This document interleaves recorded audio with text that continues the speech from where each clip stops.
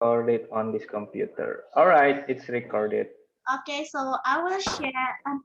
Hi, good morning. Good morning. Good afternoon, everyone. So welcome to the Voicepal Book Club for discussion.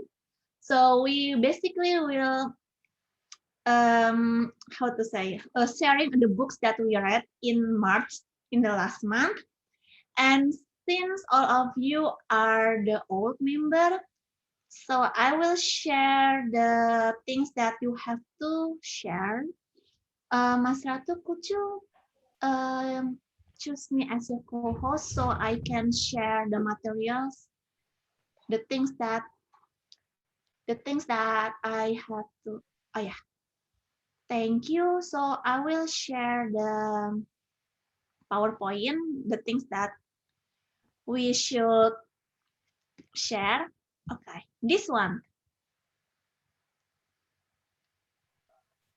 I think I haven't changed it before. Could you see the? Could you see this one? Yeah, it's clear. Yeah. How to say? Wait.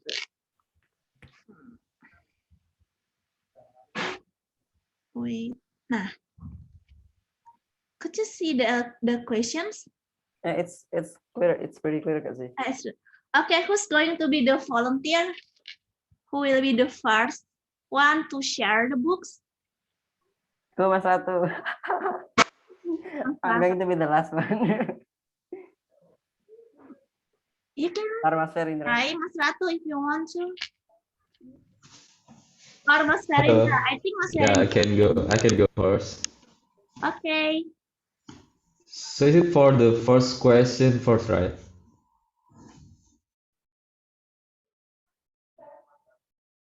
So tell us about the book that you want to discuss, the title, the general idea, and the best key lesson from it. Okay, for March, I read a book by Scott Galloway. Its title is The Hidden DNA of Amazon, Apple, Facebook, and Google. And the general idea of this book is the author tried to how can I say try to point to us the technology giant company in US especially, and how they work and how they could reach these points and what effects that they've caused for reaching this point, and also how could we react, how should us react based on this. And also the author tried to find the common things. Later he called this T algorithm to classify the common things between these four tech giants. The algorithm here, the T stands for trillions. It means trillions market capital for this company. And Scott also want to forecast, maybe using this algorithm, which startup that is going to join this four tech giant, maybe Uber or Tesla or some other technological company that is going to join the four. And the best key lesson, I can't say that this lesson is the best, but I just think some lesson is interesting. For example, that we should aware of this company, how they affect our daily behavior that maybe we didn't even aware of those effect that might be subliminal or subconscious effect, and also we still should aware the social effect also, not only the effect for us as an individual, but also the effect for social, for even for global economic order. I don't know how to say tatanan ekonomi dunia, yeah, something like that.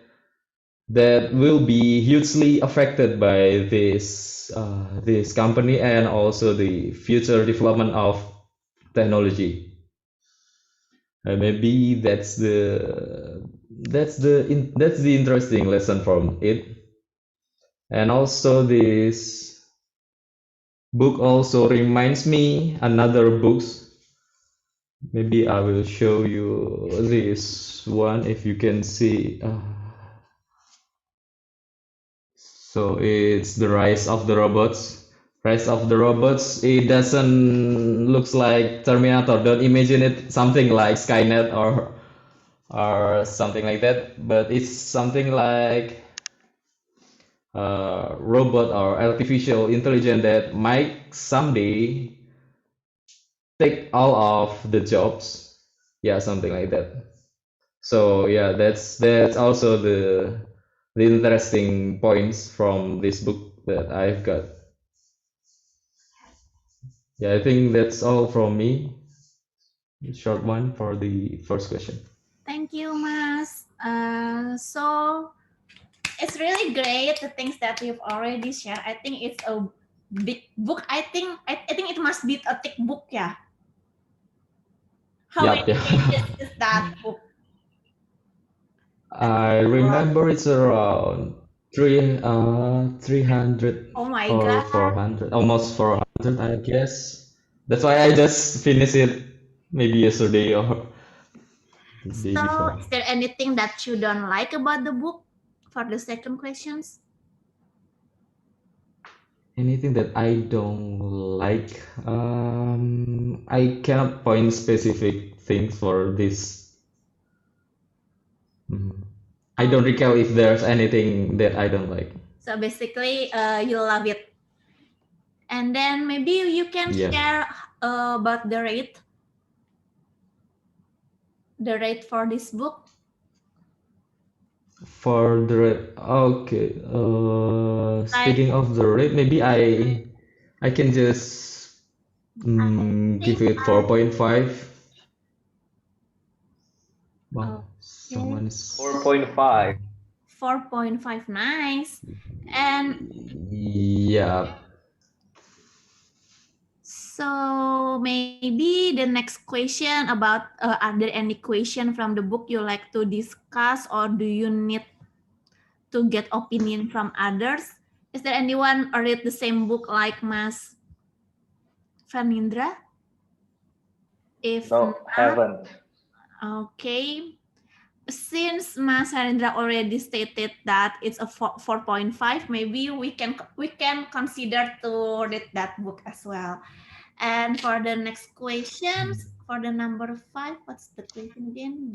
What do you want to read next, and why? Maybe if we can use it for the latest questions after all of us already share the book. Maybe the next volunteer, who's going to be the next volunteer? Mas Heri. Okay. Before that, I want to say welcome to Mas Jerry at _isi buku. Hello, Mas Jerry. And also Miss Lydia, hello. Hello Mbak Lydia. Hello Mas Jerry. You can turn on your camera and using the background that I will share. But so who's going to be the next? I Mas could, Jerry or Mas Ratu? I'm okay with Okay. Let's do it, So, Mas Jerry. okay, thank you, Kazi. So at the beginning of the month, I chose to read Seneca's book. I forgot the title.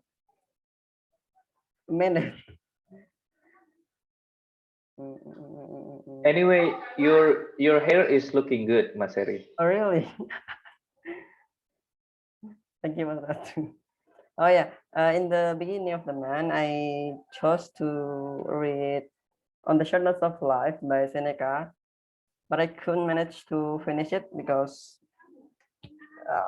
it's really hard to digest. For me, it's really hard to digest because the book is already million years ago, I guess, and the translation is makes me hard to digest. So I choose to continue my unfinished book, which is The Alchemist by Paulo Quilla. And the general idea, it's about a boy journey named Santiago. He was a Spanish boy, son of her father. Her father wants her son to be a priest, and to be a priest, but the boy have different option, different decision. He wants to travel not only in Andalusian or Spanish, but out of the Spanish. So the father give him some gold coins or money to buy flock for the boy, and the boy became a shepherd and continue his journey to travel. During sorry, could I say it for could I tell the story? Sure, basically you can share maybe the brief stories. Oh, okay, I see. Is it the happy ending or bad ending? Just share Oh it. yeah, okay. So it's basically a bad ending. Sorry, happy ending. Sorry, Okay. basically a happy ending. It's about the boy's journey. He become a shepherd. During the rest time of becoming a shepherd, he rests in an old church, abandoned church, and he dreamed about that he should pursue up his personal legends located in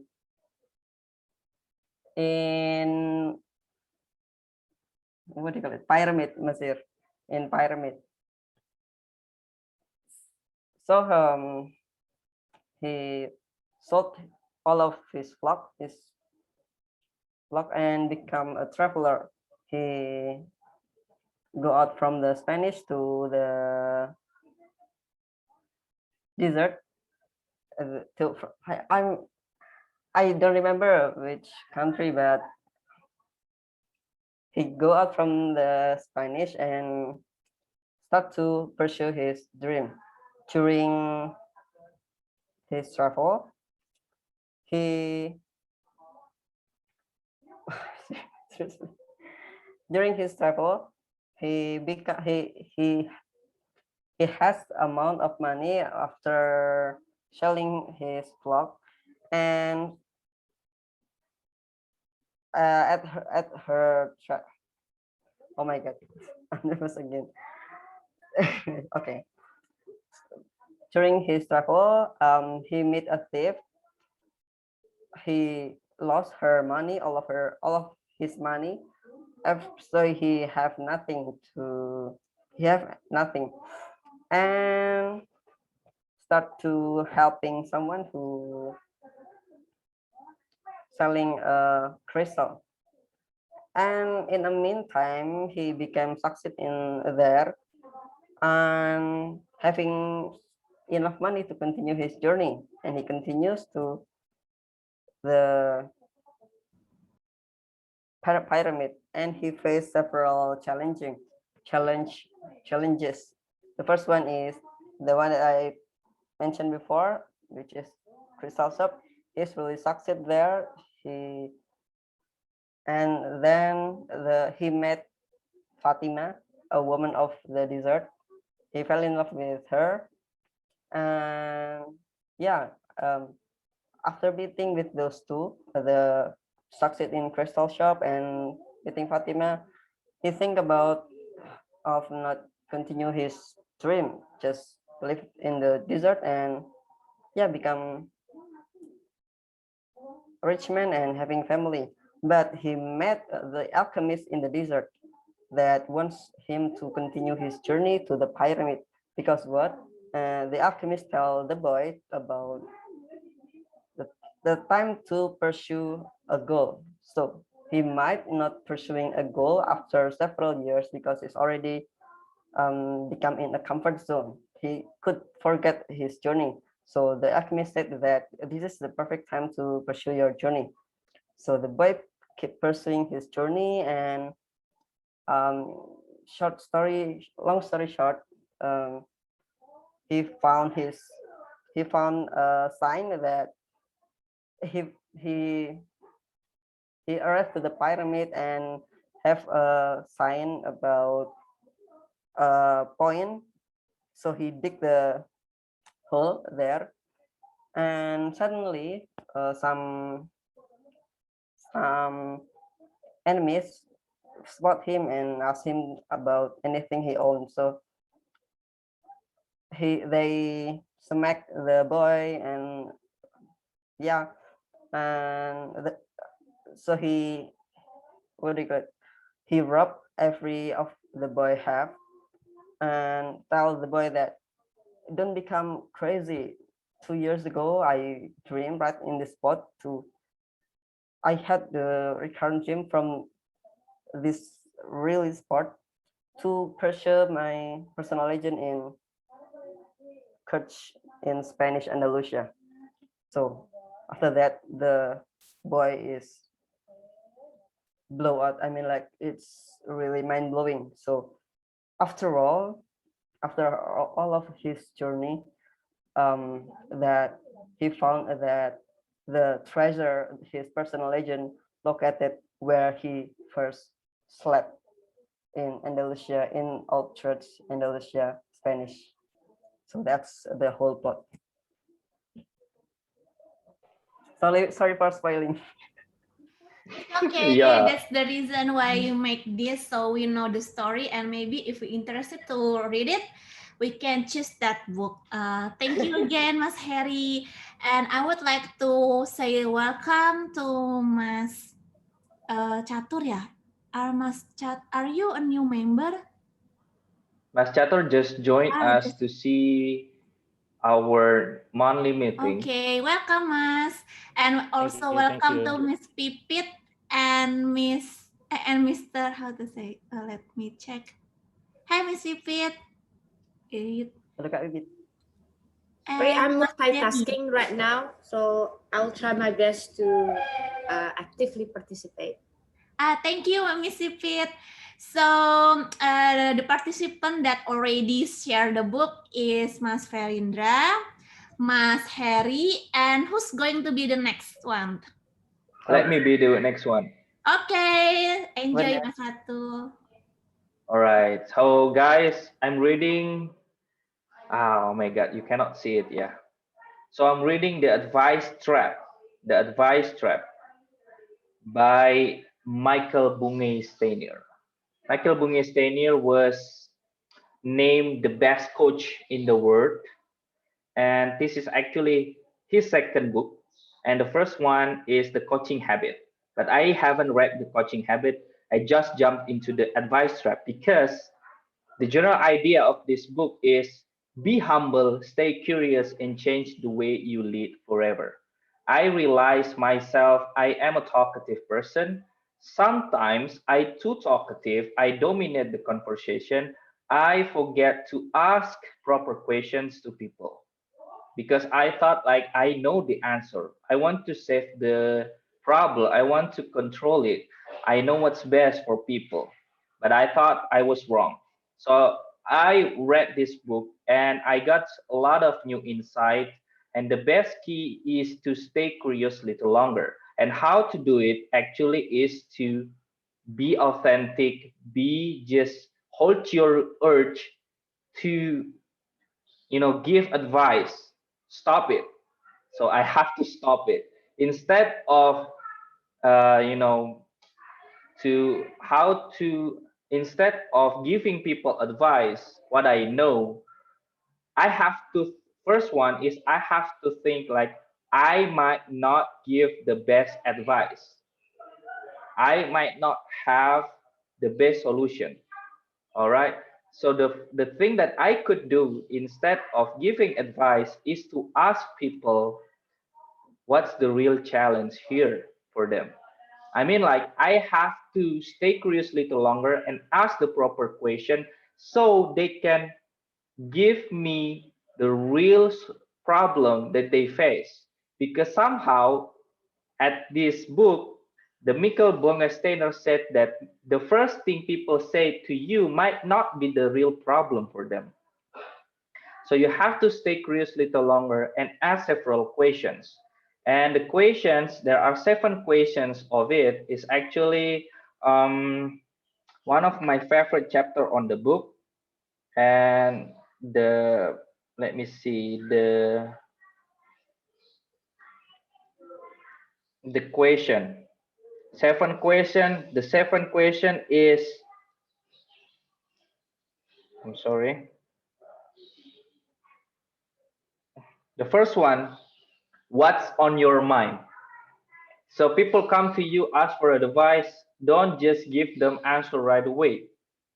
Give them open-ended question like this one, not rhetorical question or not a closed question, but open-ended question. What's on your mind? And then let them speak. Stay silent. And then the second one is when they come up with the solution they might think of, ask them, what else? What's on your mind and what else? Here, we are trying to help them to give our ears to listen to them so also they could have time to articulate their problems. Because sometimes people just confuse of their problems. By giving them ears, we give them chances to articulate what they feel and what they thought is the problem. And sometimes it helps them to come up with their own solution without actually giving them any advice. And then also about the focus question, why we have to come up with this focus question, and it's the question is, what's the real challenge here for you? You can ask this question with different tone, depends on what things you want to ask. What's the real challenge here for you? What's the real challenge here for you? Something like that. So I mean, like that somehow people might come up with many problems, and by asking these questions, give them like, can you name just one real challenge here for you? Right? So they can really reflect back to their problem. Oh, what's the real challenge here for me? Maybe because they are complaining about someone, but that's not the real challenge. What's the real challenge here for you? Maybe you are in the workplace, you're having difficult situation with your colleague or your boss. And then the foundation question is, what do you want? That's the fourth question. And what do you want? Ask people, what actually do you really want about it? And the fifth question, it reminds me of the opportunity cost question. If you are saying yes to this, what's gonna be the thing that you're going to say no? So it helps them to consider several ideas in a balanced way, so they could really make a good decision for themselves. And the last one, and not the last one, the sixth one is, how can I help? This is a very crucial question, is because you let them to decide what things you could help them, not you. So the bola panas, how to say it? The hot bell. The hot ball. So basically, you're not going to control to save the day, or to, you know, I love the way that he said that somehow we are trapped on these three situation, and the situation is save it, control it, and tell it. Save it is, we have this, oh, let me help you. Or control it, oh, let me say that you have to do this. Or tell it, oh, let me tell you about this. All those three things is the bad habits that we have to diminish, because those three bad habits is that makes us responsible for someone. So the bola panas is on us, right? So by asking this, how can I help you? Let them decide what things that we could help. So we can just focus on that. We don't have to save the day. We have our own problem. And the last question and the seventh question is, what was the most useful or valuable lesson here for you?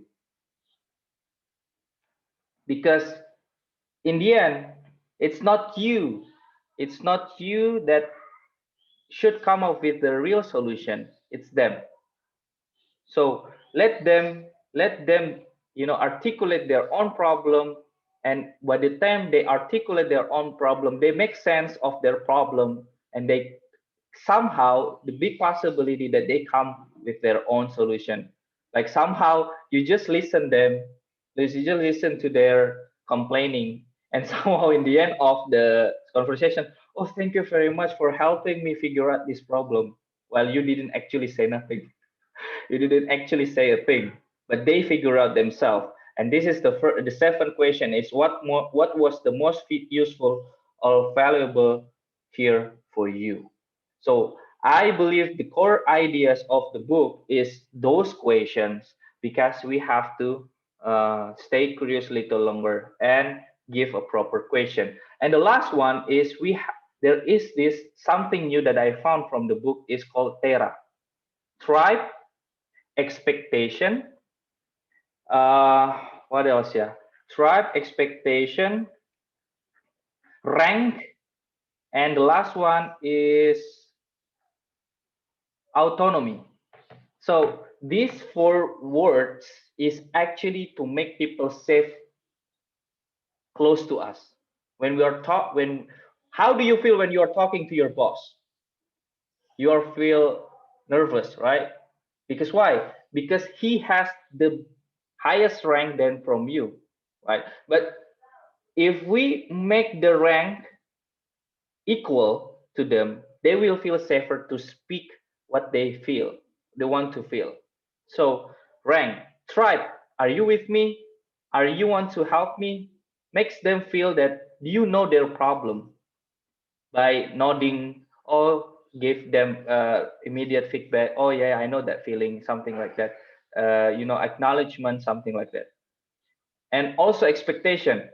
Okay, I let's have this conversation about 1 hour. I only get 1 hour, or let's at least try to find one solution for you. So expectation makes okay, this conversation will not go anywhere, will not go randomly. We'll gonna focus on that. And about the autonomy, that they need to feel that they also have, mm, you know what do you feel when you are in a community or in a meeting, when you don't have any voice, you don't have say on that? It will makes you excluded, and you don't want to participate more, right? So makes them included by asking, like, uh, I might not find the best proper or the best solution here for you. Maybe you can, you can. Do you have something on your mind? What's on your mind? Something like that. So Terra, tribe, expectation, rank, and autonomy. It is a good way to make people safe talking to you. So the thing that I don't like from this book, let me just answer the second and the third one. The thing that I don't like from the book is it doesn't have any personal stories. Right? I believe that this author has so many coaching experience before, but he didn't tell it. He didn't tell the real situation when he apply his principle. And I would like to give this loved it 3 out of 5. I love this book, and somehow I'm gonna reread this in the future if I want to remember some things. So that is my sharing. Back to you, Z. Thank you, Mas Ratu. I think when I saw the chat box, I can see that everyone is interested to read that book. So thank you, Mas Ratu, for sharing the book. And anyone else want to share the book? Maybe Miss Pipit or Mas Jerry. We have like question for Ratu and things like that. Oh, you want to ask? It's okay. Is there any session to ask about the book? Yeah. Z, what's about the 4 and the 5 question? Let us do it later or I 1, think 2, 3 for first. the next for the number 5, what do you want to read next? I think in the last session. And if there is any question, we can directly ask All right. the participant. Okay. Anyone wants to ask? Okay, Mbak Pipit want to ask questions you can directly ask. Yes, I like the part about when we want to help someone, the solution must come from the person, not us, right? What do you think people usually do? Do you apply this? Like somebody asks you for help, do you apply the same principle? Like you want the person to come up with their own solution, or you just give the solution yourself? How about you? Yeah, I've been reading this. I read this book so fast because it's so thin, and then I try to apply it in my other communities in votes, and we have to exchange voice note to each other. Instead of giving so much information, I give them question. I tried myself to give questions, not in a coaching situation, but give them question. It feels good because right away when I give them question, they become more excited to tell their stories.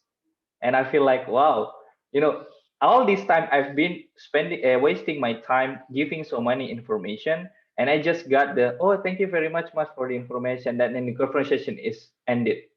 But then if I give them more good questions, they talk more and more excitingly, and somehow it feels good. Thank God I found this book.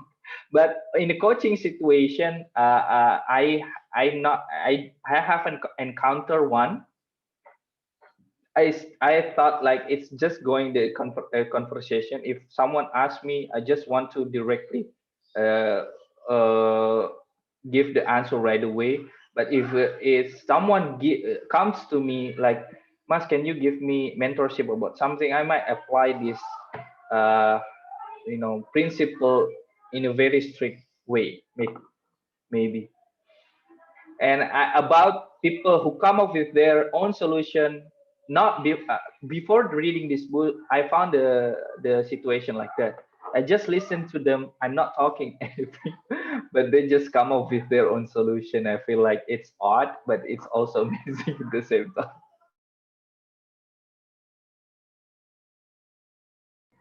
Is there any questions? If not, we can to the next. Oh yeah, you want one more? Oh, Ratu, okay. did you read the book Never Split the Difference? Did you read it last year with us? No, you told me not to read it because it's not that good. Oh, sorry. Yes, it wasn't that good, but the point from from the book you shared just now has a little bit of similarity with in Never Split the Difference. When we negotiate, don't make an impression that the idea comes from you. So your opponent or the person you negotiate with must feel like they decide to buy this stuff. For example, if you promote a product to them, right? They need to feel like when I buy this stuff, it's because of my own decision, not because of his or her persuasion. So this is something that I find similar. Sometimes we have the savior syndrome, like we want to feel like we're helping other people when they talk about their problem and we want to give solution right away. But it actually doesn't help. We feel good about it. Yeah, I give solution. Yes, I'm helpful. But actually, it doesn't really help the person if the person just being passive and just receive solution without thinking about it. So that's my opinion, and reflecting from never split the difference. Wow, such a great insight. Mas Ratu, Yeah. Mas Ratu. Yes, Mas Jerry. I also have a bit of question here. The book you read is really interesting. I like it because from the way you explain it, it's really clear that I know the reason behind why we don't have to give solutions to someone's problem because we are not facing that problem, right? So we kind of have no idea of what is this person facing. He just might be confused. So taking from the part that we have no idea of the someone's problems, what if, for example, that person is telling us his experience or his problem that we once experienced the same problems? Should we just apply this principle, or we stick with the idea that let him answer himself, something like that? So the thanks for the question, Mas Jerry. It's actually very good. Somehow there is a question that we need to just answer right away. For example, the directions. Where do I have to go to this place? Or you don't have to ask them what's on your mind, something like that. But about the coaching question, that it's really clear on the book that we need to stay curious a little longer, because the first problem is that we might not know what's the real deal. We might think that, oh, I've been in someone's shoes before, in the same problem before, but we might be wrong. So it's still better to ask the questions to spot the real problem, because it will be a waste for you to solve the problem. You think you have been in the same situation, but it's not the real problem for them. It's not really the real cause for them, and it doesn't really hurt us that much if we can give not seven question, maybe three question. What else? What's on your mind? What's the real problem, until what's the real problem here for you. And then if they, oh, how to know that they found the real question? It's subtle by the time they look on your face. Yeah, that's what. When you kind of have that kind of excitingly match, so you can come up with that advice. But if you're not sure, still give the questions. And when you said your questions, I was kind of reminded of the first things that this book told me is that actually the conversation, 90% of it is listening.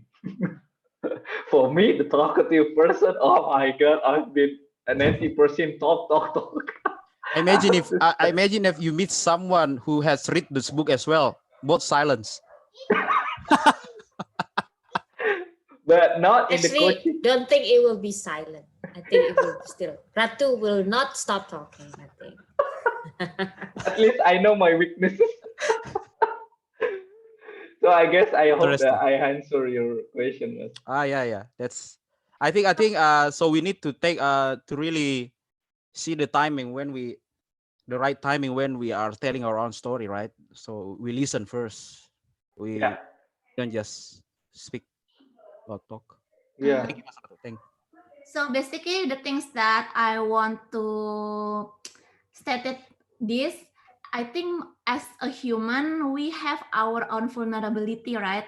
So it's better if we heard from their problems first. And because we are human that loves inspiration, maybe we just hear the advice from the person that we share to. We just hear it. But the things that we want to do is based on ourselves, because our vulnerability maybe is different with the people that we share. I think like that you want to state it. Yeah, right. Yeah, Absolutely. so yeah, it's better if people wants to share anything or curhat, maybe it's better if we hear them first. And yeah, we can say that if I were you, I would do this, but the decision is your choices. So yeah, like that. I think it's a great book, Mas Ratu. So anyone to add some point? May I deliver some opinion? Okay, Mas Harry. So I think I'm interested in the book, but this is like psychiatrists, right? Psychiatrists hear everything from her patient's problem, but still they don't give any advice, right? And also, even if their problem and position same as us, it doesn't mean that the solution will fit, because it also every of us have our own and different personality, right? So maybe the advice we give to them might only fit to our personality. It maybe doesn't work if it applied to their personality. I think that's Yeah, like a psychiatrist. Thank you very much. Okay, yeah, I am totally agree with Mas Harry. It depends on the personality as well. So who's next wants to share the books that already read last month? We have Mbak Pipit, Mbak Pipit, Litnop, let's go. Mbak Jiri, Since Mas I came Jiri. last, I would like to go last. Okay, how So about it Mas will be fair Jerry? for others. Okay. Yeah. Let me go. Let me go first then. Okay, Mas Jerry, time is yours. Yes, thank you very much. So, fine. Uh, thank you for the time. So, Jerry, this month of you don't have to hold your mic. We can still hear you. Free your okay. hand is fine. All right. Thank you. Uh, the book that I read this month is Dollar and Cents, as I share in the group. And the first question is tell us about the book. And sorry, I want to discuss a general idea. So this book was written by Dan Ariely. And after reading this book, also after reading it was also I go to YouTube and find uh, their how they talk about this book to make sure that I understand it well, the way the way they write it. But so basically, uh, Dan Ariely give introduction the first first pages of this book. He said that this book is not going to give you the best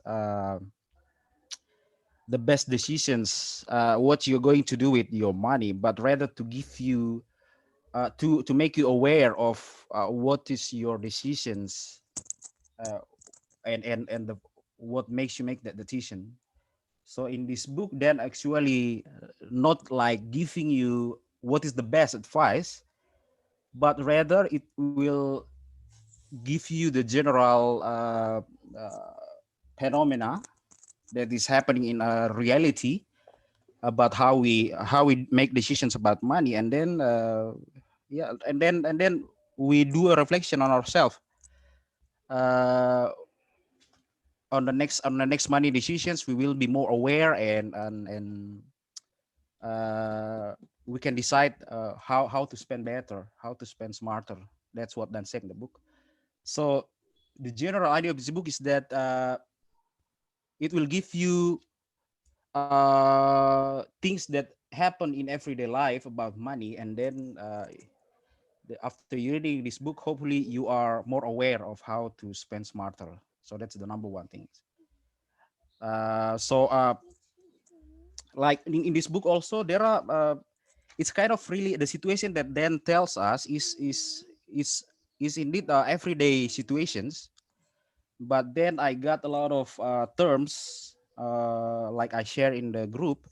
There are a lot of terms about for example the opportunity cost that I mentioned in the voice note. Opportunity cost is that when you got to choose between a product A and product B, something like that.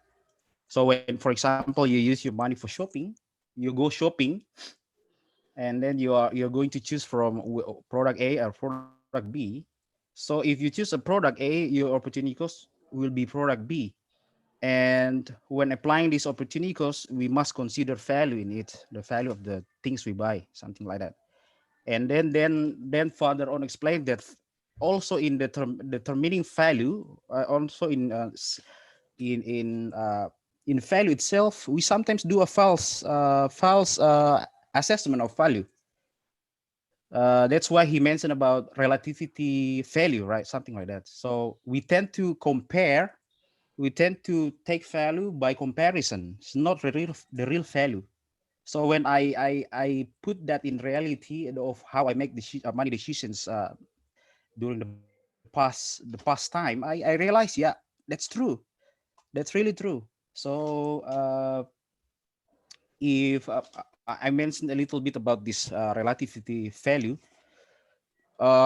in the book then mention about, for example, we go on holiday and paying like 5 millions per room per night for the rooms, including breakfast. Before we go on holiday, aqua bottle at 10,000 might be sounds expensive. Might be sounds expensive. So we sometimes have to choose between buy a big bottle or just a small bottle at 5,000. But all of a sudden, when we go on holiday and paying 5 million rupiah on rooms, inclusive breakfast, aqua bottle at 50,000 rupiah per bottle, big bottle it somehow become less expensive.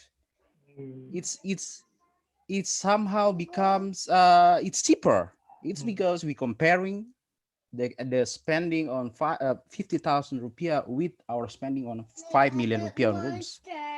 So that's how what Dan say is we trick our mind. We what is in the surroundings. So same like going shopping and we found discount. Earlier, but Pipit mentioned about people like to think that they make their own decisions. Like decisions is based on they make their own decisions. So, but actually, when you go shopping, when you see discount 1 million discount 50% and become 500,000, it's actually the external force that helps you making decisions. So it's actually you are not making the decisions, but it helps the discounts helps you make decisions on money, right? So because you think that the value is great, but in reality you don't actually know the real value of the things. Like yeah. So like uh 1 million rupiah, a jacket at 1 million rupiah, and then suddenly discount of 50%, it's becoming 500,000. It's all of the sudden it looks very cheap. It's very great value because of you comparing the price with its original price, which is 1 million. But in reality, the jacket might not, maybe not even the real value might not even reach 500,000 rupiah. So that's so then actually it's not saying this is not good. This is actually just our minds tend to find a shortcut to decide things. So our mind loves to find shortcuts. So love it or not, but that's what happened. We tend to take shortcut to make decisions. So we don't like thinking too much. And this discounting is really helping us to make decisions on money. And more examples on dance in this book. And basically, yeah, it's true that when I read this book, after reading this book, and I become realizing that, yeah, in the past times I did these things, and hopefully I can be smarter in the next time. So if I should give ratings to this book, I think I will give it like 4 out of 5. 4 out of 5 because it gives me lessons. It gives me lessons that I haven't known before. And yeah, I think maybe I will read it again. I somehow will I will read the book again. Is there something you don't like about this book? I think I don't know. I think I like most of the book, but only the story is very simple. Some of the story is very simple, but and it doesn't give me like a lot of knowledge in it, but rather give me some terms. Like for example, I got terms on anchoring. I didn't know that anchoring before. What is anchoring? But this book tells me about anchoring. Anchoring means when we are drawn to a conclusions by something that should not have any relevance to our decisions. It's when the irrelevant informations pollute the decision making process. So we do these things often. I often do this. Like we drawn conclusions from the information that really irrelevant with our decisions.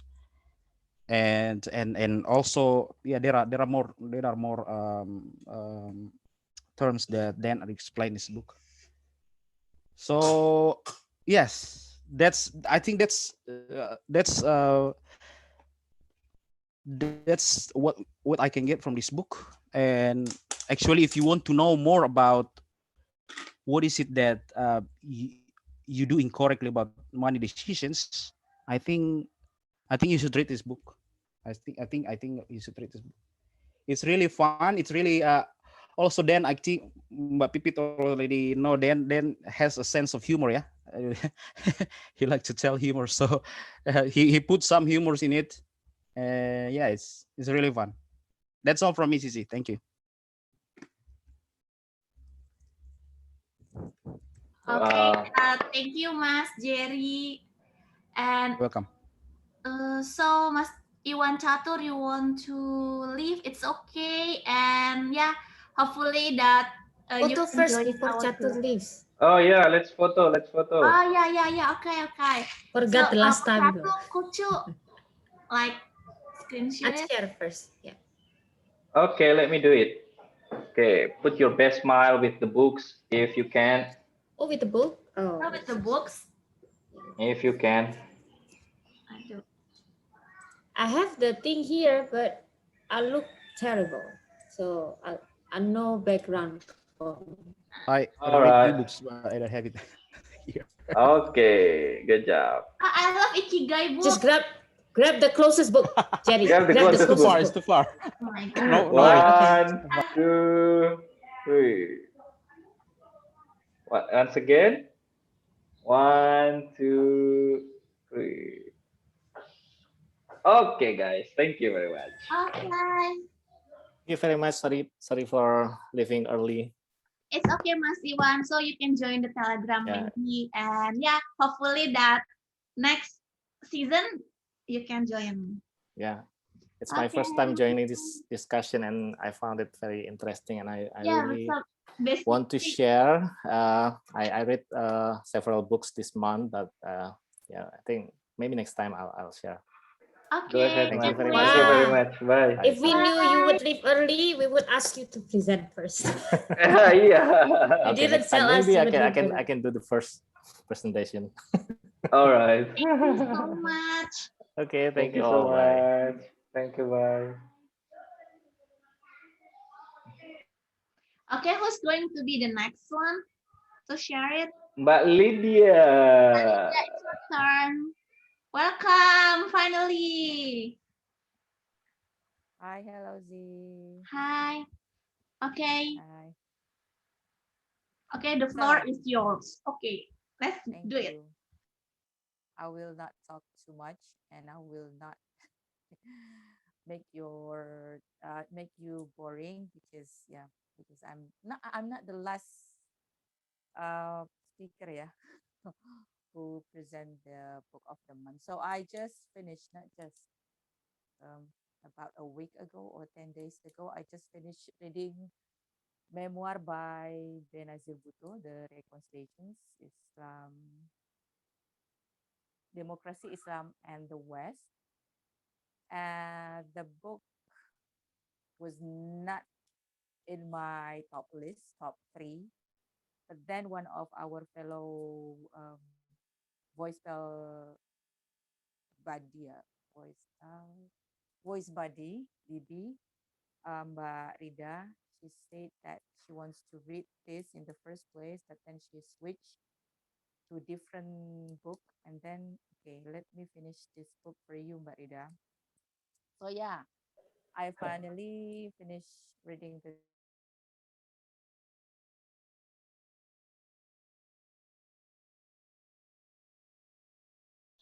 Halo, Mbak Lydia.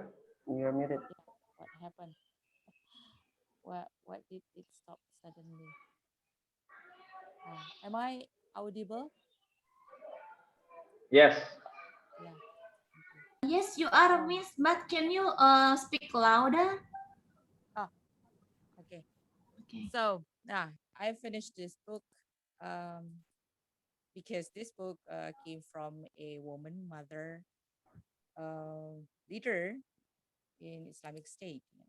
Islamic State, mm, something that barely allows any women, to take in charge, lead a small company. But then this magnificent woman slash wife slash mother, she's successfully sitting as a leader in Islamic State. That is basically why I finished this book as my book of the month. And this book talks a lot about historical chain of events happen in Islamic State across Africa and Asia.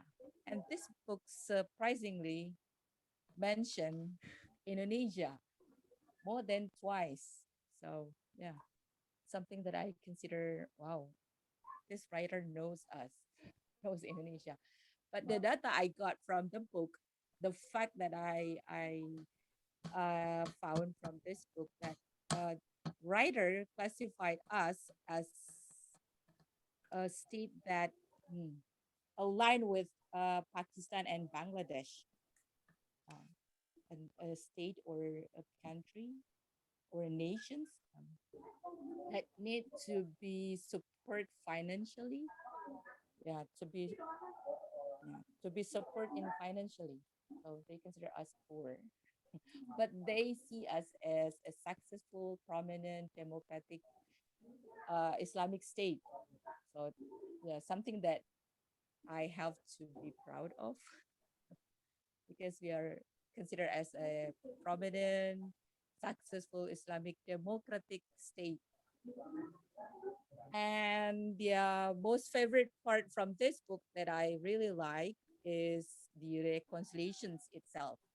Because from this book, Benazir Bhutto states clearly how she tried to promote, uh, you know, progress in not only in um, social interactions, the economy, but also in health conditions, because not all Pakistani can access medical health care. So from this part of the book, Reconciliations, she tried to convince us readers, including me, how she beautifully making plans to fellow Pakistani. But then tragic happened. She got assassinated by her own people because um, because she's a woman. What can a woman can what woman can do to protect herself? So she became a soft target for this group of extremists. That is the tragic part from this book that I got. But the way she plans things for her fellow Pakistani, I must admit I salute her for her bravery and her consistency. So that is my conclusion from this book. Thank you for listening. Thank you, Miss Lydia. So, but you haven't read the books. I complete reading this book 600 pages. Oh, 600. Oh my Wow. God. So 400. I bet you're not going to reread that book again. No, of course not. You said that it's encyclopedia. Oh yeah, because this book consistently mention about chains of events, what things historical part from Asians to African nations, is to be specific in Islamic State, and it feels like, oh my God, I have to reread, realive every single sad moment that happened in these states, in Africa, in Somalia, what happened in us in 1998. This book also mentioned what happened to us in 1998. So it feels like, okay, okay, I need to finish this book because I am making a huge commitment. So yeah, I finally made it. So Wow, congratulations! Such a thick So we book. can ask more about the commitment to Miss Lydia because she's really committed person. So very Yeah, lucky to yeah, be her partner because she's very committed person. yeah. True, I true. press myself to, okay, I have to live. I have to read and to finish this book. But if anybody asks me to reread this book again, oh my God, no, I will refuse instantly. Oh, So anyone wants to comment or giving questions to Miss Lydia? Is there anyone? If not, maybe it's Miss Pipit's turn to explain the book that she read last month. Actually, I want to say, Khalid, I also want to read about the Benazir Bhutto's book. But since you say 600 pages, I'm reconsidering.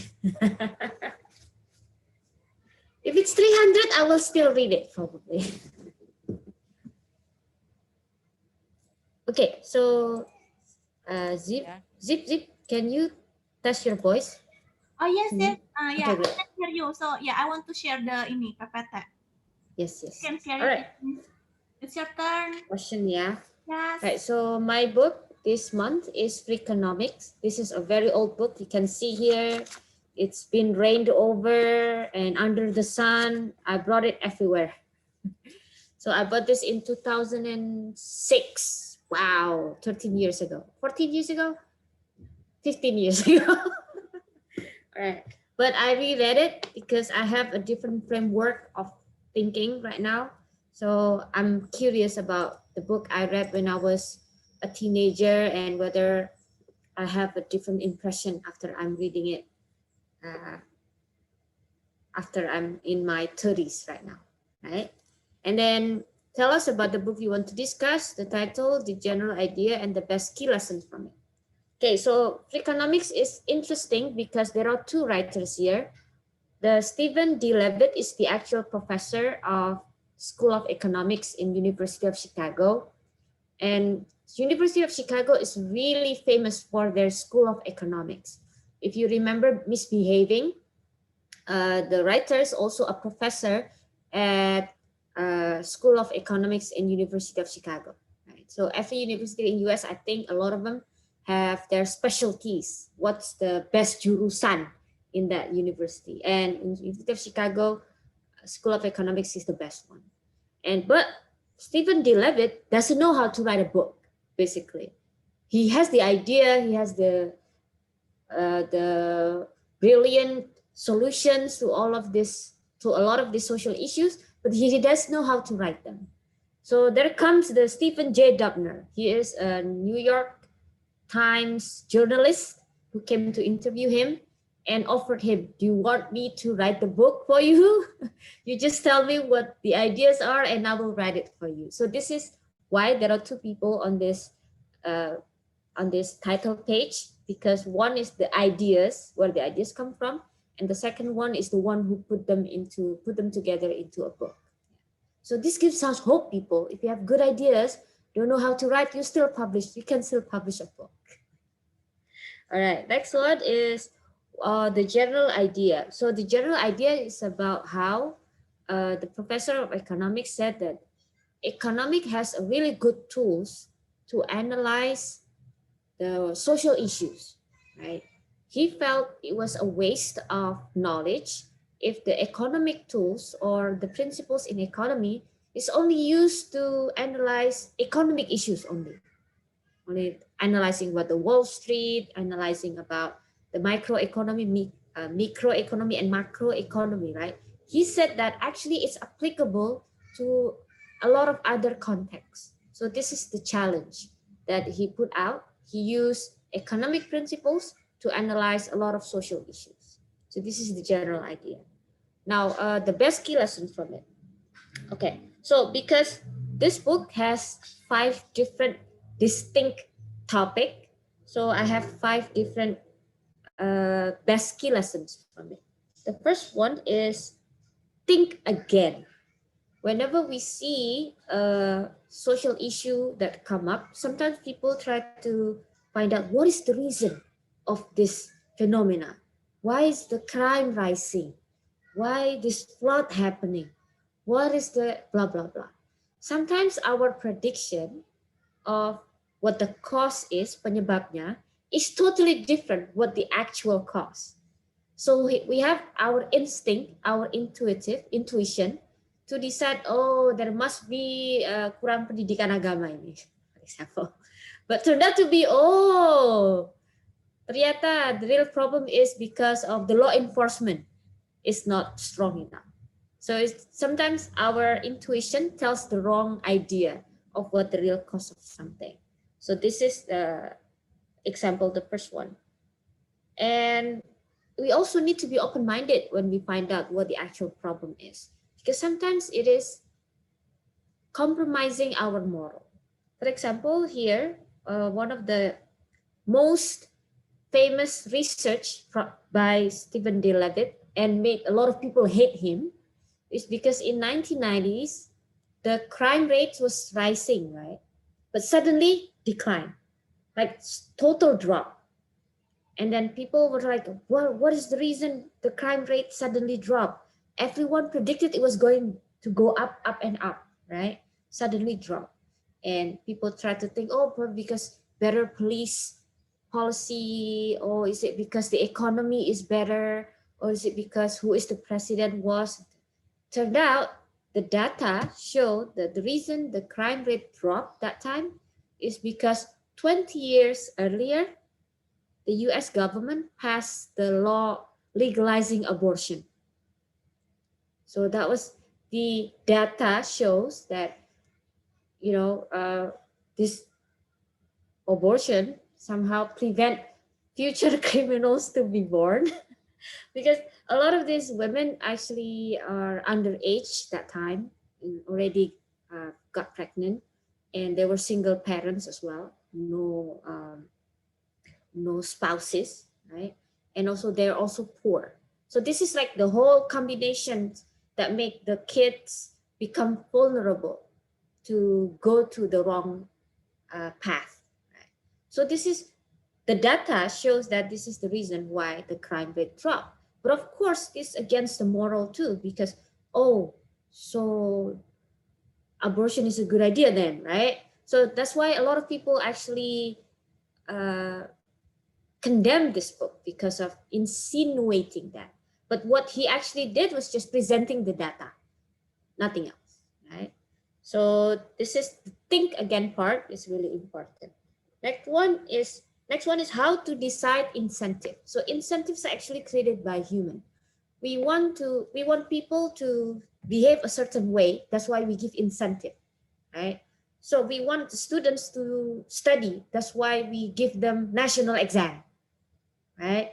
With minimum standard is 5.0 if you want to graduate. So we think with this incentive, students will respond with studying, or teachers will respond with teaching better. But the response somehow, it increased the cheating side in education, which is of course bad for education. People become more dishonest and things like that. Children as young as grade 6, for example, did massive scale of cheating because of national exam. So the incentive is very far different from the response. So this is something that we need to think through whenever we want to implement incentive, right? And sometimes we change the incentive from moral to financial, and that is actually a disaster. For example, in the daycare, it's one of the examples here. In the daycare, parents were late in picking up their kids, right? So after that, the daycare said, from now on, we will put a fine, denda, if you pick up your kids late. Actually, it's also in Dan Ariely's class. He also cited this research. And after they implement the fine, suddenly more people are late in picking up their kids, not the opposite. Right? Because in the past, before the fine, people think, oh, I feel bad to the teacher. I feel bad to the daycare employee. Yes, okay, Kak Lid. I feel bad to the employee if I pick up my kids late. But now, since there's a fine, they feel like, oh, it's okay for me to pick up the line. I already paid the fine, right? So the moral incentive shifted to be the financial incentive. That's why it's actually a disaster because of that. The third one is don't just join the hype.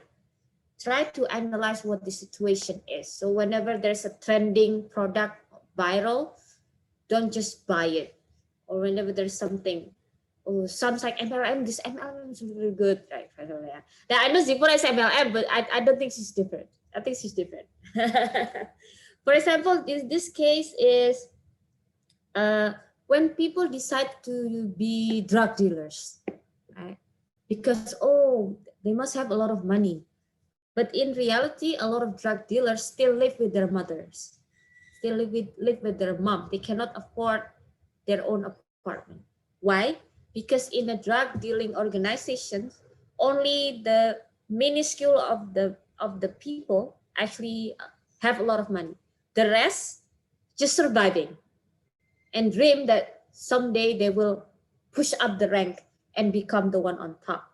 But usually it doesn't happen. Probably they will die in the process or go to the jail first before that happens. So don't just join the hype.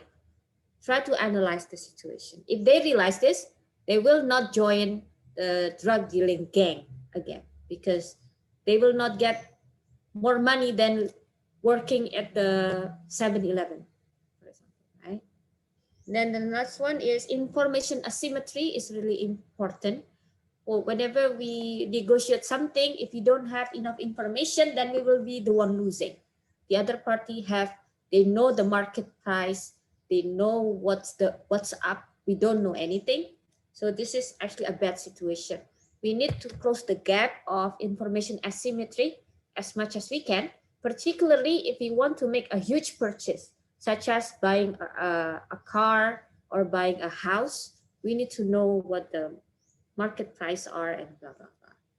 And there are organizations that rely on information asymmetry, such as Ku Klux Klan, right? Ku Klux Klan was exclusive. They're so proud of themselves. They had a lot of members. Suddenly, when there are people membocorkan their information on radio, hey guys, Ku Klux Klans will meet at this restaurant tomorrow at 6 p.m. Come anyone if you want. Suddenly no one comes because it's no longer a secret, it's no longer exclusive. Now suddenly everyone can join, so they don't feel it as interesting as anymore. That's the power of information. Next one is be a good parent is you have to be it yourself. So they said like by the time you pick up a parenting book, it's already too late. They said. So it's the reflection of you, who you are. Ratu, I know Ratu lost parenting books. But actually, Ratu, you don't have to worry about it. But the reflection of who you are is actually how your kids will become. It's not about the books that you read about parenting. It's not about the school you choose to send them to. All of this, it's not about how many times you take them to the museum. It's about what type of person you are will be reflected on your children. So this is the last one. What I don't like about the book, what I don't like about this book is there's no summary from every point in this book. For me, it's fine because I like to do my self-reflection. But I can imagine if there are people who just read it and on a flyby, right? I think it will be hard to summarize the points themselves. Yeah. So I think this book needs a summary. And then last one, rating is 5 out of 5. Because a lot of shocking information and I like shocking information. Do you think, I have a question later, okay, and then what I read next will come later, yeah? What I read next will come later, right? Or is it now? Will come later. Yes. Okay, so what I will read next, I will say later. I have a question for everyone. Everyone, do you prefer to see facts, or you prefer to use your intuition when you see a problem? Do you prefer to check the facts or the data, or you follow your intuition? Which one? Check the facts. Anyone else? For me, as an INFP, I'll use my feeling to decide. Intuition, yeah. Yeah. Okay. Jerry, Ratu, Pravindra. Use facts or check facts or intuitions. You mean the social problem, like Anything, mentioned in Any the book? problem you see? any problems that you're facing, which one is the things that you choose Oh, first from your intuitions or facts? uh, I think apa ya? Maybe both kali ya, combinations of fact and intuition. Just to be That's so different. safe. The main much You have to choose. the facts there. Yeah, I do agree with Mas Jerry, yeah. You Because combine both. somehow we just rely on facts. What if our facts is not enough?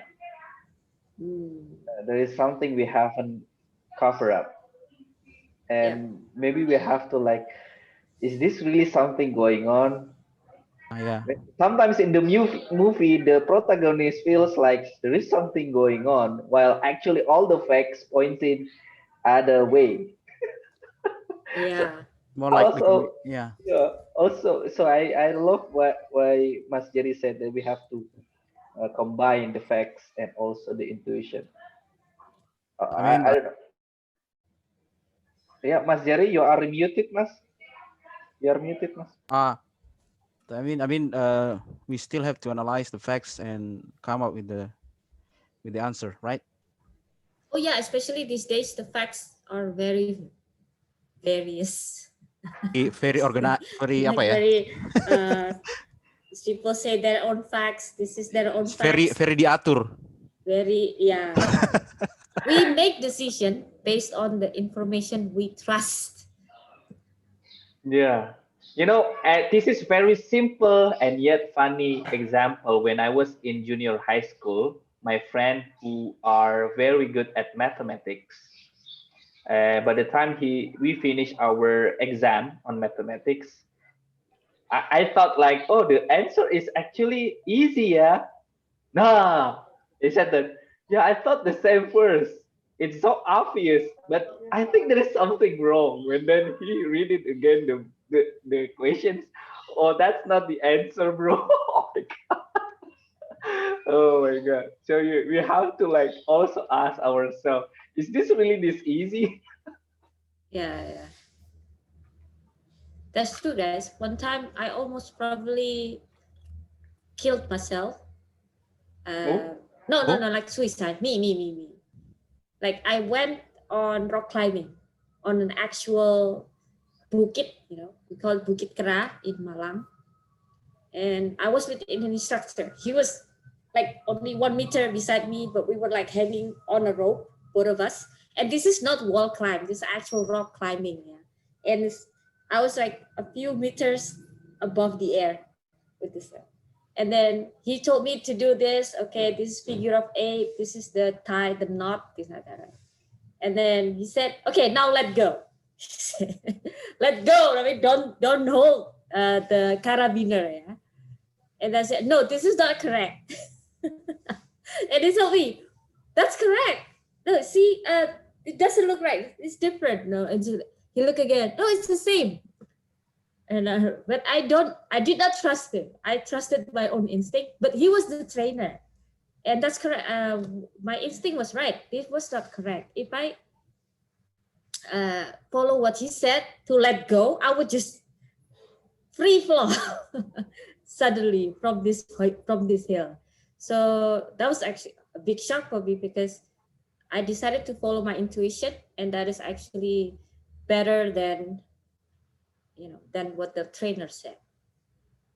The fact. Thank God.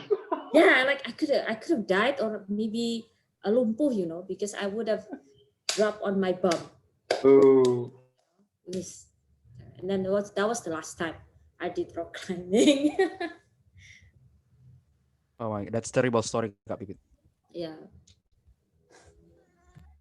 Okay, is there anyone want to share? I want to ask last thing to Mbak Pipit. Is there anything what you said on the second takeaways? Decide the incentive correctly. Yeah. Incentive. Yeah. Does the book give us the solution or about the incentive and punishment kind of thing? Because I think it's a hot issue on every society or every organization. Yeah. Unfortunately, the book did not give a solution, but the book gave a warning. So whenever we need to decide a policy, particularly a public policy, right? We need to probably involve as many people as we can from many different bidang fields. Yeah. So how do you think it will impact people psychologically? We need to talk to the psychologist. How is it going to impact people economically? Talk to the economist. So try to cover a lot of areas as possible.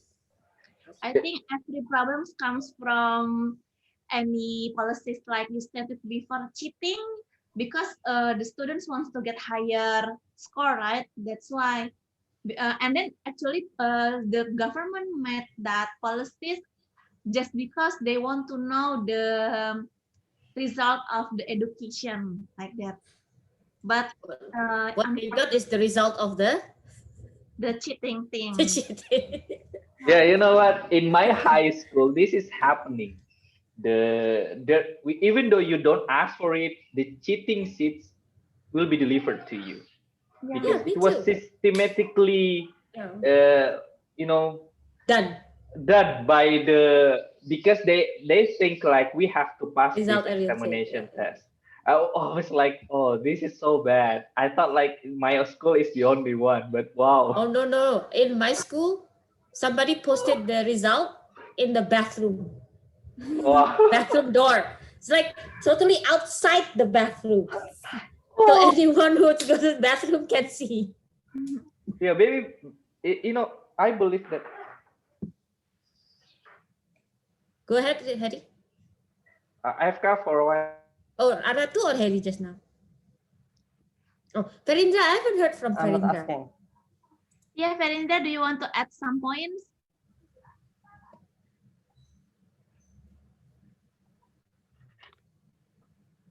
Oh, cannot hear you? Still cannot?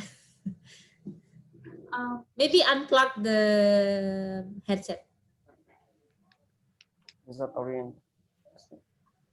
I'm so sorry, anyone. I think I have to finish this meeting because it's already wants to be 2 o'clock at 2 p.m. Oh, yeah. So maybe we can share the books that we want to read in the next month. Sorry, can I ask one thing to Kak Levitt? Okay, sure. I know that you already read The Alchemist, right, Kak? Do you still remember the story? Read the what, sorry? The Alchemist. The Alchemist? Oh, yes, I remember the story. Yeah. So I don't understand the.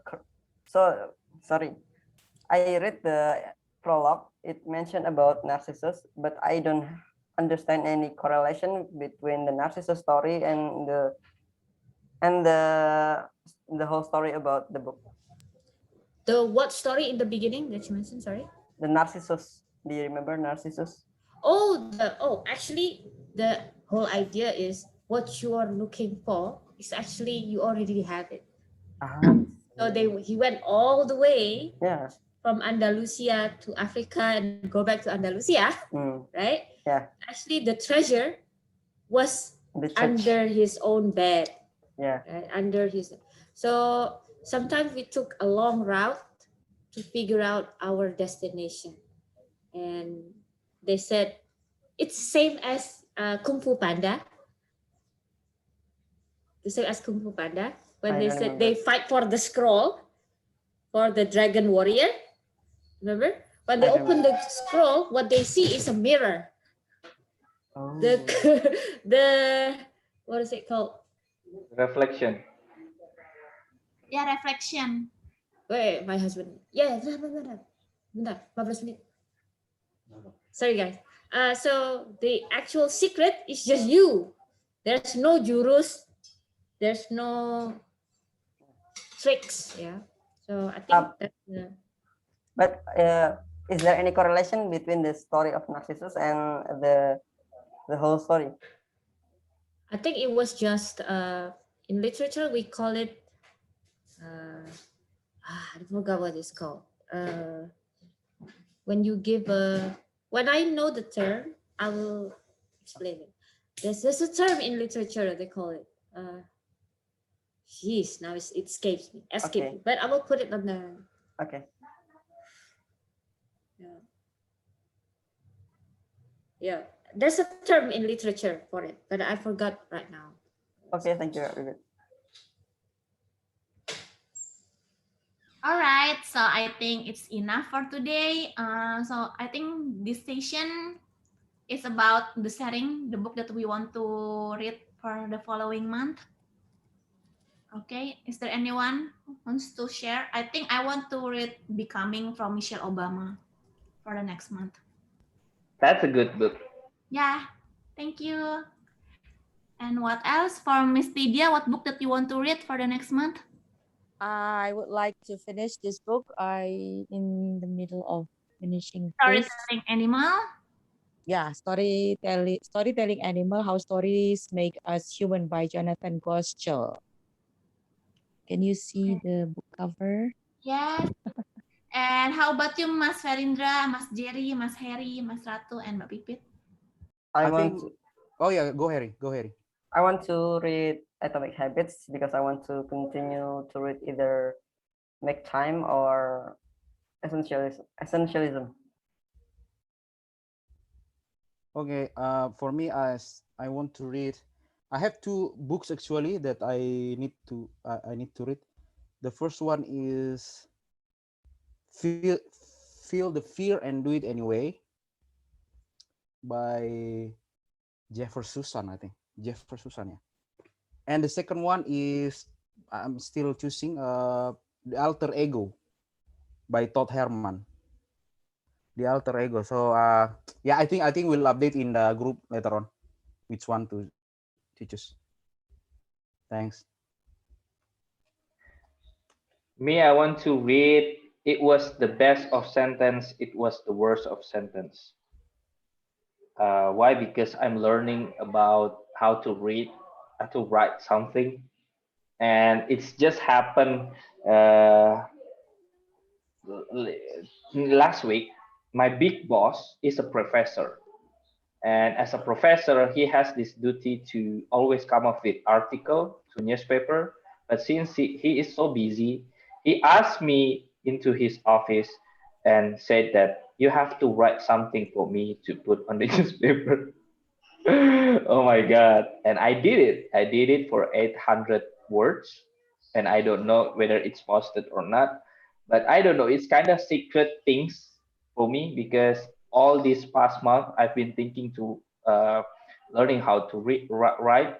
And somehow this comes to me somehow.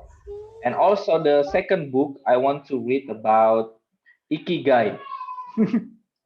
This is I think a best-selling book. I haven't read it. I bought it in 2020. I forgot that I bought it book, and now it's time I think to read the book. And I will post it just one of the book that I would like to discuss with you guys on the group. Thank you. Ratu, do you know that the inspiration behind it was the best of sentence, it was the worst of sentence? No, no, no. Oh, that's why I'm laughing. It's from the Charles Dickens book, Oh, The Tale of Two Cities. A Tale of Two Cities. It was the it's best a. of time. It was the worst of time. Oh yeah. So it's like a parody of that. So Parody. that's why I was laughing. Charles Dickens. Thank you. It was the Guys, best. I'm sorry. Maybe Mas Ratu, could you back up me? I have to go right now. All right. Yeah. Thank you. Thank you, Z. Bye, Bye, Z. everyone. Thank you, Bye. Kazi. So Z. Z will be our voice clip for this week and this month, and we have to come up with the book that we want to read, and we will post it before Tuesday, at least until Tuesday, and then we will start our first trigger on Tuesday. I guess that's all. And I was Z think like we have to come up with Instagram or something. Ratu, I haven't mentioned my Oh book yeah, your next. book. Yes. Okay. So the book is Beyond the Bleep. This is about quantum physics. I have gone through it half already. And this is from the documentary What the Bleep Do We Know? But how quantum physics is applicable in our daily lives. So this is my book for next month. Blip. Blip is like a terms from the movie. Yeah, bleep. Yeah, bleep is the F word. That's why they bleep. So that's what the bleep. Was it? Okay. Yeah, what WTF? What the F? Oh, right. So, it's interesting book. How about you, Mas Farindra? I'm not sure if I could finish one book for next month. I maybe also will skip next month's voice Meeting. file session. Yeah, but maybe I will just casually read. My friend just shared me a book. It's called Catatan Perang Korea by Mokhtar Lubis. So he's Indonesian journalist who was sent by PBB at that time to officially take notes, how could I say, meliput the Korean War at that time. Since it's just a small book, I might just casually read that book for the next month. So you're preparing something serious? No, I have Doing another some book. serious project? It's specific. It's specific Islamic book for next month, so I might skip this session. All right, it's okay, Mas. As long as you are Yeah. reading, that's the Yeah. most important. Yep. Don't lose this good habit. All right. So, anyone want to say something? How about Harry's Uh, book? Did he share it already? Harindra. Harry? Oh, Harry. Not who? Harry. Me? Harry. Yeah. Yeah, I already your shared. book. I'm going to read Atomic Habits because I Oh want yeah, yeah, yeah, Atomic yeah. Sorry, Oh, sorry. yeah. Atomic Habit. It's a good book also. I might suggest you to also read The Power of Habit because actually Atomic Habit was inspired by The Power of Habit and Which, they kind of like strengthen the book each other. by Charles Duhigg, right? Right. Which one I should read first? The Power of Habit and then the Atomic Atomic Habit. Habit. Oh. Now you have two facts. You choose your intuition. Okay. Okay. So that's all the information I have to share with you about our next, not next session in April, and I hope that we can start our session on Tuesday. So that's gonna be the sixth trigger again until we meet on the first Sunday or Saturday next month, right? So the first week, yeah. the first week. We tried to do it on the first week. Okay, guys. So thank you very much for coming. I will upload this right away. You haven't Thank Thank uploaded you, you. Mas. the Thank you. second. Bye. Thank Yeah? you. Oh, Bye. I think you Oh, haven't hello. uploaded the previous. Yeah, I also want to upload it. Both. Both. All right. Bye, guys. Thank All right, guys. Bye. you. Bye. Thank you. Thank you, everyone. Thank you. Bye.